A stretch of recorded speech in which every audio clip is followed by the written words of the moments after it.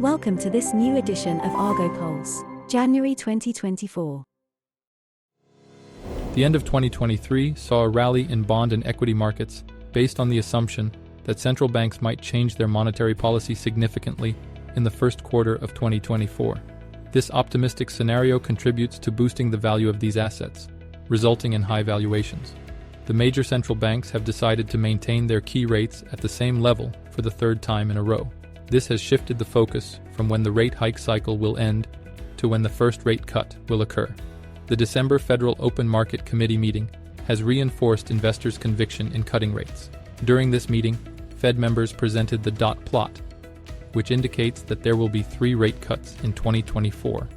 In early 2024, investors will mostly be data-driven to determine the economy's direction, particularly regarding the U.S. soft landing scenario and inflation rebound. Given the current valuation of equities and the various risks involved with interest rates, geopolitics, and companies' earnings, we anticipate some market volatility.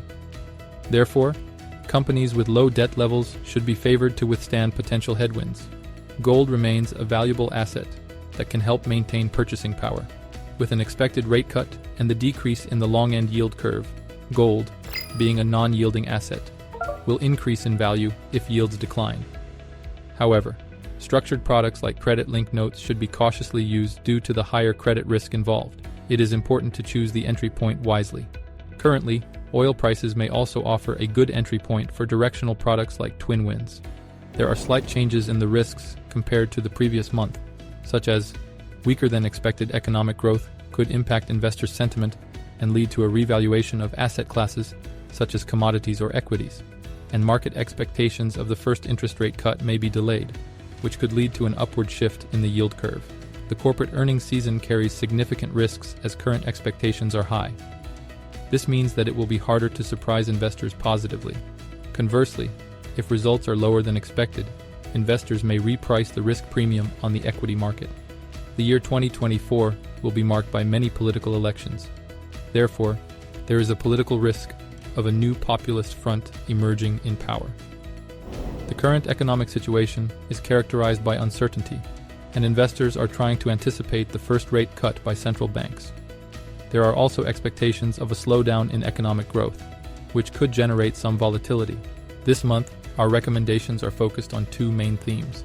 This environment of high interest rates and slowdown in consumption will weigh on companies' earnings. Furthermore, at the start of 2024, some companies will need to refinance their debt, and some may face default problems and bankruptcies, leading to an increase in the credit spread. As a result, companies that rely on external financing may face difficulties with refinancing. To address this issue, it is advisable to invest in companies with low debt levels and low beta. Such companies are better suited to withstand market volatility thanks to their internal growth models and good financial health.